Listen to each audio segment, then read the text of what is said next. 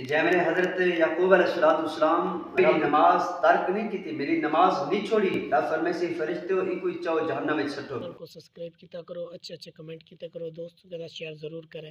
اعوذ باللہ من الشیطان الرجیم، بسم اللہ الرحمن الرحیم، نحمدہ و نصلی علی رسول الکریم، اما بعد فاعوذ باللہ من الشیطان الرجیم، بسم اللہ الرحمن الرحیم۔ ان اللہ و ملائکتہ یصلون علی النبی یا ایھا الذین آمنوا صلوا علیہ وسلموا تسلیما۔ الصلاۃ والسلام علیک یا سیدی یا رسول اللہ وعلی آلک و اصحابک یا سیدی یا نور اللہ۔ حضرات محترم، آج اساں یہ گل کرنی ہے کہ پچھلے موضوع تے پچھلے کلپ تے بھی اساں عرض کیتا ہا کہ نماز دے متعلق کل قیامت علی نماز چھوڑن والے بارے کوئی عذر بھی قابل قبول قابل اعتبار نہ ہو سی۔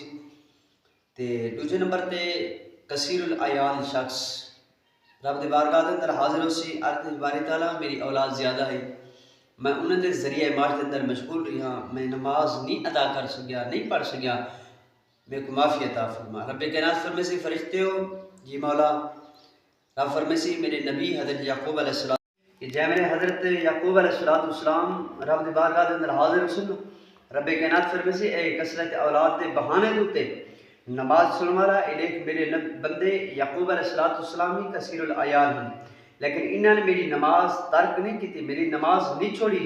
اگر کثرت اولاد نماز چھوڑن دا سبب ہوئے ہا، نماز چھوڑن دا عذر ہوئے ہا تو یہ بھی ضرور چھوڑے نا، لیکن انہوں نے نہیں چھوڑی تو جھوٹی۔ رب فرمائے سے فرشتے ہو کوئی چاہو جہنم میں چھٹو۔